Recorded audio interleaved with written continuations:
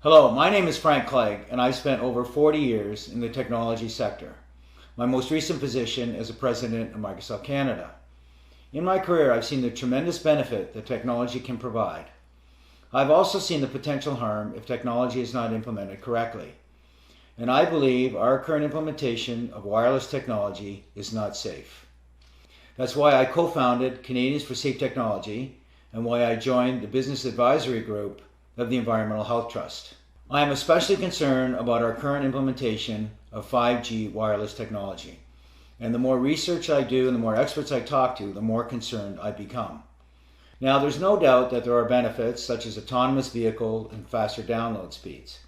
At the same time, I think there is potential harm.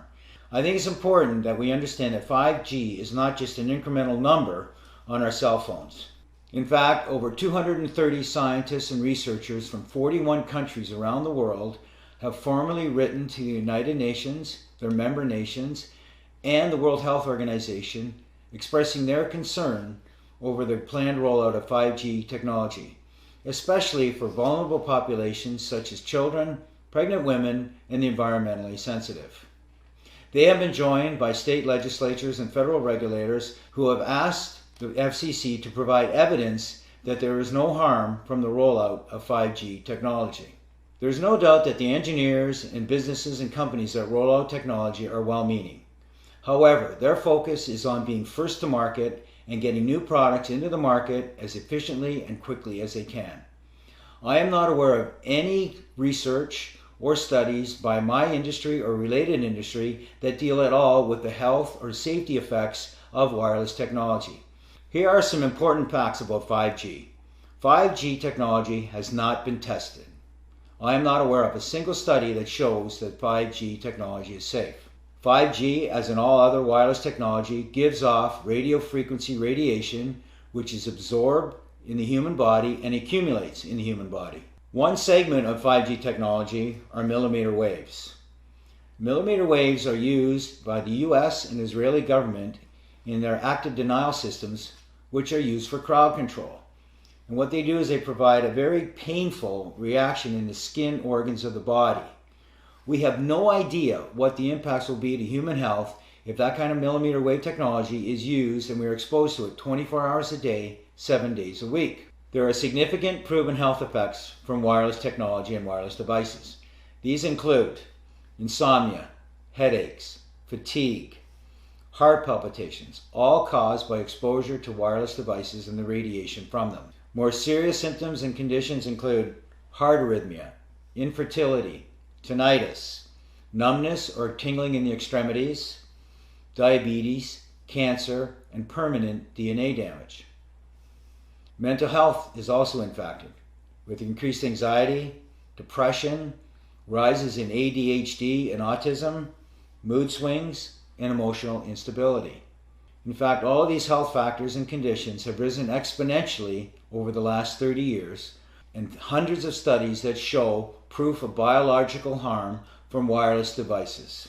Most recently, in 2018, the National Institute of Health's National Toxicology Program released the findings of a 14-year, $25 million study that showed clear evidence of harm in terms of cancer and permanent DNA damage.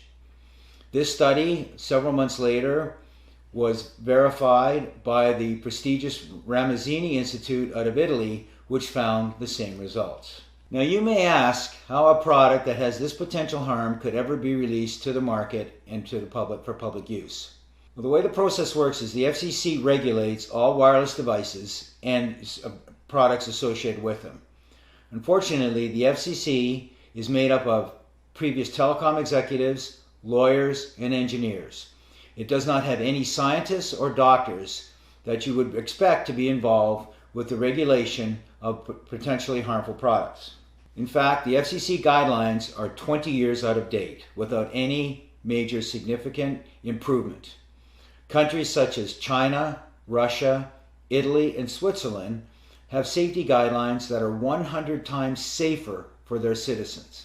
The FCC guidelines are based on small, short-term, infrequent exposure.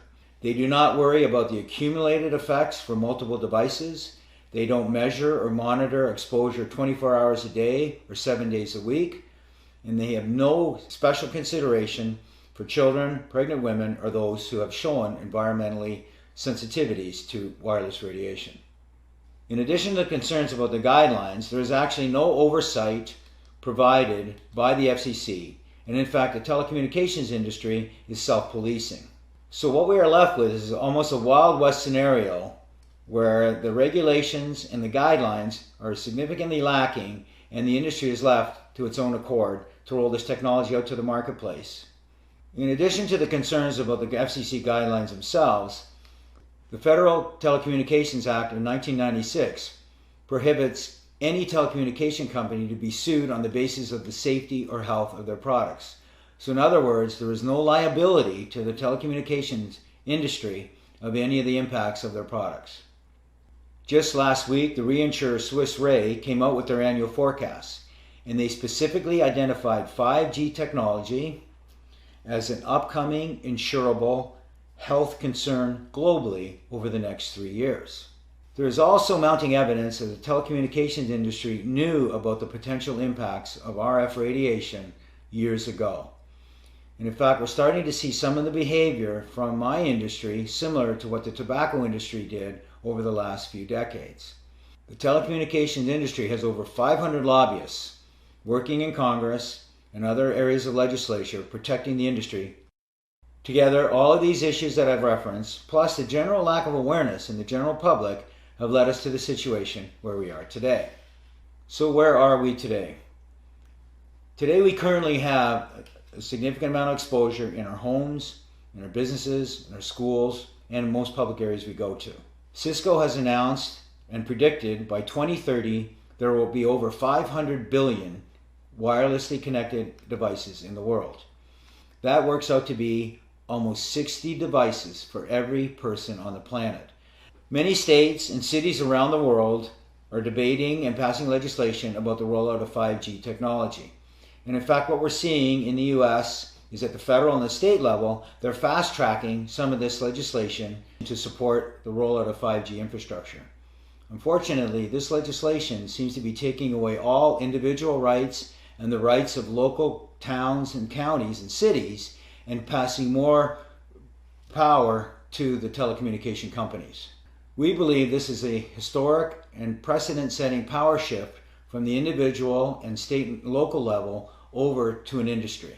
In fact, many communities in the US and around the world are passing moratoriums preventing the rollout of 5G technology until it is proven safe. 5G will impact you personally. There are designs that show the requirement for small cell 5G antennas as close as every third house in the neighborhood and could be as close as every 500 feet in public areas. The impact of that radiation at that level of frequency and intensity and power 24 hours a day and 7 days a week is unprecedented and is not understood. I've spent the last 5 years of my life, I've had the opportunity to meet with experts on a worldwide basis who have spent their careers studying the impact of wireless radiation and devices. I've also had the opportunity to meet with some of the great minds in the technology sector who have helped create these tremendous products that we use in our lives and provide tremendous benefit to us.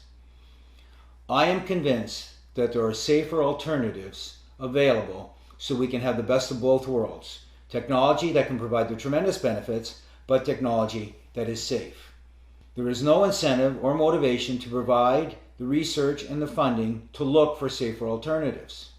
So that's why it's up to us to help encourage that investment. That can be by asking our legislators to pass legislation, encouraging industry to do it, or it can be by us directly trying to advocate for change in the industry to allow them to become more responsible to provide safer technology that still provides tremendous benefit. We can't do this all on our own. We need your help. Here's what you can do. The most important thing is to get educated. We have provided a little bit of an overview and some of the scientific evidence that shows there's a potential harm. But now you have to take the initiative. There are some tremendous websites, Canadians for Safe Technology, the Environmental Health Trust, saferemr.com, and the Physicians for Safe Technology. There are also other resources that are listed at the end of this video. We encourage you to spread the word, share this information, share the video with your coworkers, with your family, with your friends, with legislators at the state and federal level. Even your local school boards can have an impact if they choose to engage. Ultimately, your knowledge is in your power, and your power is in your hands. I fundamentally believe we can have the best of both worlds. That is access to the technology and the tremendous benefits it provides, but in a safe manner. We are advocates for safe technology, not no technology. I thank you for your time.